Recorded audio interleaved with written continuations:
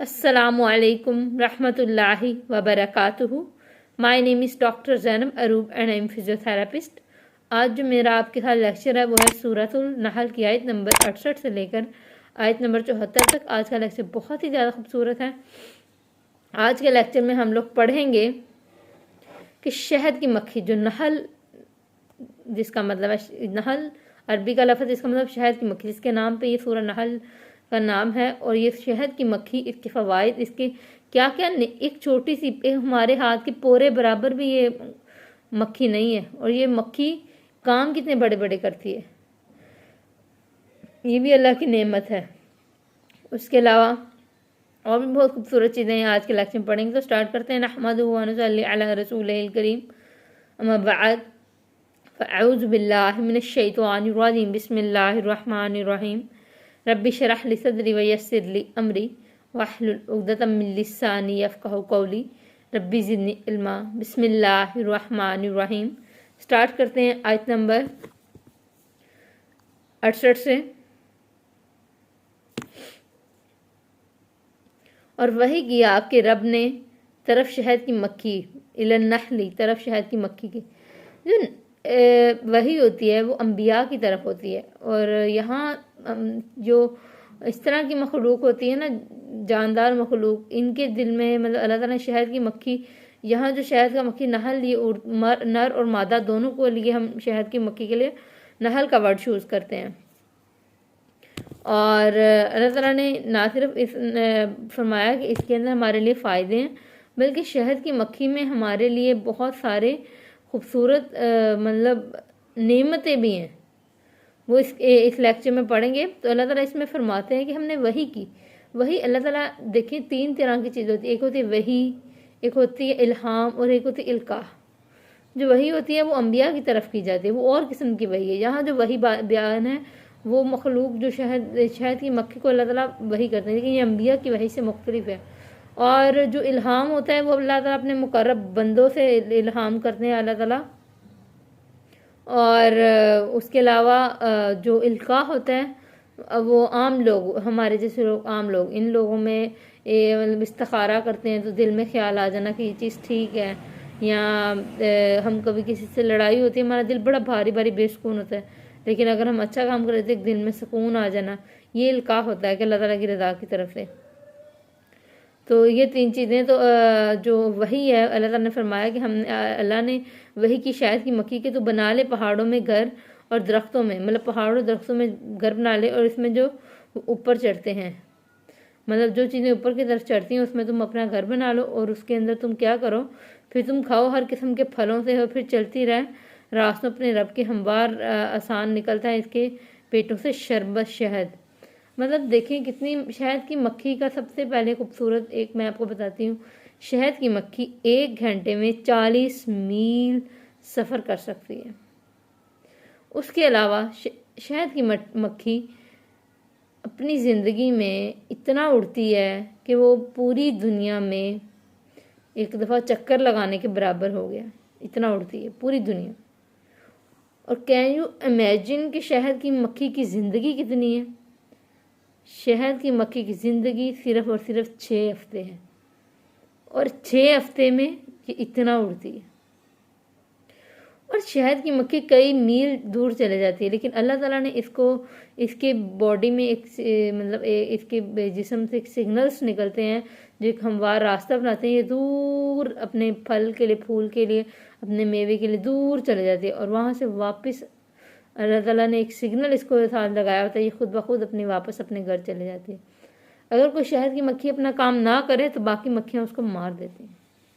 ये अपना proper work करती हैं और अपनी तरीके से मतलब एक तरीके के मुताबिक ज़िंदगी गुजारती हैं।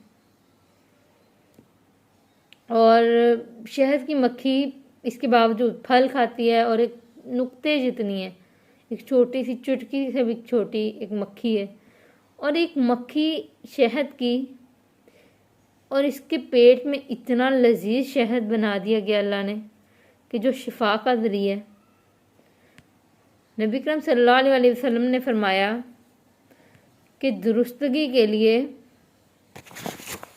हदीस है कि दुरुस्तगी पैदा करने वाली 2 चीज़ों को लाज़म कर लो, कुरान और शहद। और एक जगह फरमाया गया कि 3 चीज़ें शिफा वाली हैं, पिचकी लगाना मतलब हजामा करना, शहद पीना और आग से दागना। मगर नबी करम सल्लल्लाहु अलैहि वसल्लम ने अपनी उम्मत को दागने से मना किया। मतलब नबी करम सल्लल्लाहु अलैहि वसल्लम फरमाया कि मैं अपनी उम्मत को दागने से मना करता हूँ। तो जो नबी करम सल्लल्लाहु अलैहि वसल्लम हैं उनकी हमने अहादीस पढ़ी हैं। उन अहादीस की रूह से पता लगता है कि दुरुस्तगी करने वाली या मतलब कि शिफा देने वाली जो चीज़ें हैं वो कुरान है, और सबसे ऊपर कुरान है, फिर उसके बाद शहद। इसकी मिसाल ये है कि नबी करम सल्लल्लाहु अलैहि वसल्लम एक बार के पास एक पेट दर्द के साथ आदमी आया। नबी करम सल्लल्लाहु अलैहि वसल्लम ने उसको शहद पिलाया, मगर उसका पेट दर्द और बढ़ गया था। नबी करम सल्लल्लाहु अलैहि वसल्लम ने फरमाया कि तुम्हारा पेट तो ख़राब हो सकता है, मगर कुरान की आयत ख़राब नहीं हो सकती, कुरान की आयत गलत नहीं हो सकती। और वो आदमी उसी वक्त ठीक हो गया। ये सब अल्लाह ताला की नेमतें हैं। और दुनिया में इंसान सारी ज़िंदगी लगाता है और उसके बाद एक घर तैयार करता है या इतना मेहनत करता है, उसके बाद एक फैक्ट्री बनाता है, फैक्ट्री में वो एक शरबत तैयार करता है। वो इस शरबत के बावजूद वो ऐसा शरबत नहीं बना सकता जैसा शहद है। शहद 2000 साल तक ख़राब नहीं होता।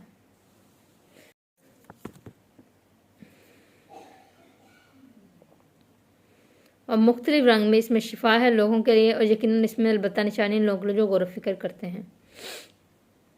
और आगे आयत नंबर 70, अल्लाह ने पैदा किया तुम्हें, फिर वो फौत करता है तुम्हें, और तुम में से कोई फेरा जाता है तरफ नकारा उम्र के। मतलब कई लोग वक्त से पहले वफात पा जाते हैं और कई लोग मौत बुढ़ापे में जाते हैं।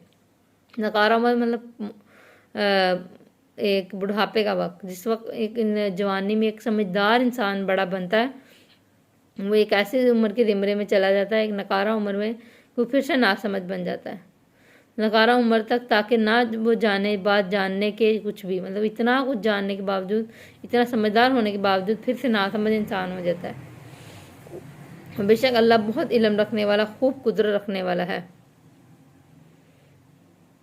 आगे अल्लाह ताला फरमाता है कि अल्लाह ने फजीलत दी तुम्हारे बास को बास पर रिस्क में।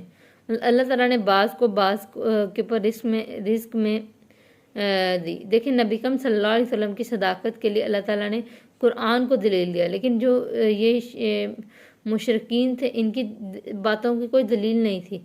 वो कहते थे हम दोबारा नहीं उठाए जाएंगे, लेकिन कुरान दलील देता था तो उठाएगा अल्लाह उठाएगा। तो नबी करीम सल्लल्लाहु अलैहि वसल्लम की सदाकत की बातें इसी से ही शुरू हो जाती हैं। खजूर का फ़ैक, हर चीज़ का फ़ैक अल्लाह ताला ने बताया कितना खूबसूरत है, और ये नेमत खुदा के सिवा कौन दे सकता है भला।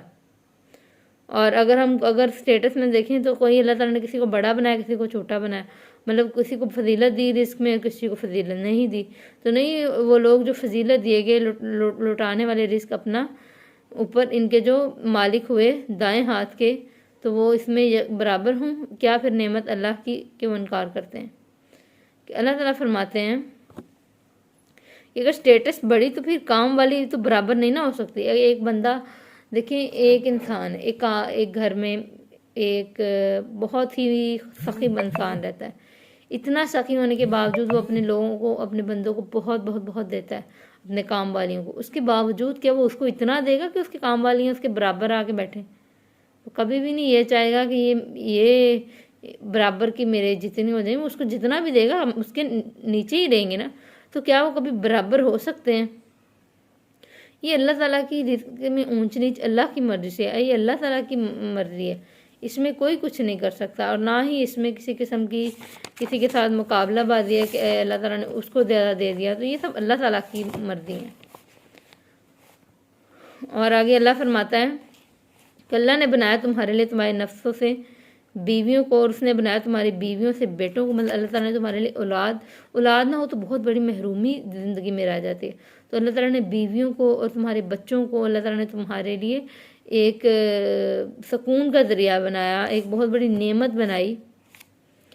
और पोतों को और उसने रिज़्क़ दिया तुम्हें पकीदा चीज़ों में से। क्या फिर बातिल है वो ईमान रखते और नेमत का और अल्लाह की कि वो इनकार करते हैं और इबादत करते हैं सिवाय अल्लाह के, और इनकी जो नहीं मालिक इनके लिए। देखिए अल्लाह ताला ने इंसान को इतनी कुछ दिया, उसके बावजूद अगर इंसान वही बुरे रास्तों पे रहेगा तो इंसान का क्या हाल हो।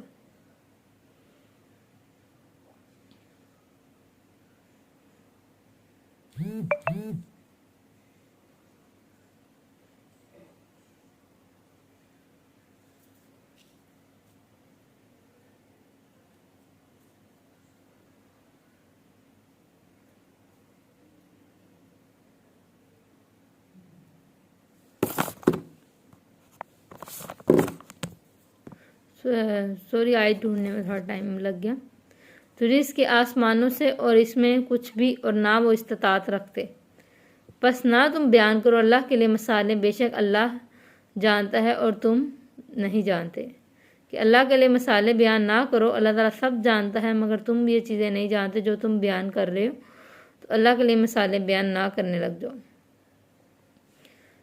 यहाँ पे जो लफ्ज़ है ना हफ्दतन, और पोतों को हफ्दतन बीवी के मतलब ये इसमें आ जाता है कि अल्लाह ने बनाया तुम्हारे लिए, तुम्हारी बीवियों को, तुम्हारे बेटों को, तुम्हारी पूतों को। ये हफ्दतन का क्या मतलब है यहाँ पे, ये बड़ा समझ रखी है, इसको समझने की ज़रूरत है। हफ्दतन का मतलब है कि बीवी भी हो सकती है, इसका मतलब जो बहुत काम करती है, रो हलचल करती है, सारा दिन आओ भगत करती है, वो भी हो सकती है। या बीवी के पिछड़े बच्चे जिनसे बहुत ज़्यादा काम लिया जाता है, वो भी हो सकते हैं। या दामाद हो सकता है जिसकी बहुत आवभगत की जाती है। तो ये सोसाइटी की डिस्क्रिमिनेशन को ये शो कर रही है आयत कि अल्लाह ताला ने तुम्हारे लिए एक बंदे को आप बहुत वैल्यू करते हैं और एक को बिल्कुल ही नहीं वैल्यू कर रहे थे। सौतेले भी अल्लाह ताला ने फरमाया कि ये भी अल्लाह ताला की नेमत है और अल्लाह ताला ही उनको रिस्क देते हैं। फिर तुम क्यों मतलब अल्लाह ताला की इनकार करने वाले हो और इबादत, और अल्लाह ताला की तुम्हें चाहिए कि तुम सिर्फ अल्लाह की इबादत करो, तुम अल्लाह के सिवा इधर उधर भटक जाते हो, तो फिर तुम्हारा क्या हाल हो। और ये अल्लाह के लिए जब कोई मिसालें बयान करने की कोशिश करते हैं ना, तो ये दुनियावी मिसाल मतलब मुशरिकीन बयान करते थे कि अच्छा फ़लाँ बादशाह था, वो भी ऐसे करके करता था। तो अल्लाह ताला फरमाते हैं कि तुम मेरे लिए ऐसी मिसालें ना दो। अल्लाह क्या किसी दुनियावी इंसान जिसको अल्लाह ने बनाया, जिसका अल्लाह खालिक है, क्या अल्लाह ताला उसकी मिसालों के बराबर हो सकते हैं? मतलब अल्लाह के लिए वो चीज़ तो कोई वैल्यू ही नहीं है, तो क्या तुम उनसे अल्लाह की मिसालें दोगे? तो अल्लाह ताला ने सख्ती से मना फरमाया उन लोगों के लिए कि तुम उनके साथ मुझे मत मिलाओ। अल्लाह ताला ने फिर आगे अगले लेसन में इंशाल्लाह आगे पढ़ेंगे कि अल्लाह ताला ने फिर अपनी मिसाल खुद दी और प्रॉपर वे से दी। पढ़ते हैं इंशाल्लाह, कल के लेक्चर में स्टार्ट करते हैं। अल्लाह ताला में और सीखने वाला और सिखाने वाला बनाए, और आपको भी और सीखने वाला और सिखाने वाला और अमल करने वाला बनाए, और हम मिल के दीन का पैगाम आगे पहुंचा सकें। क्योंकि बंदा ना चीज़ कोई वैल्यू तो नहीं रखता, लेकिन कुछ कोशिश करते रहना चाहिए। अल्लाह हाफिज़, जज़ाकल्लाह।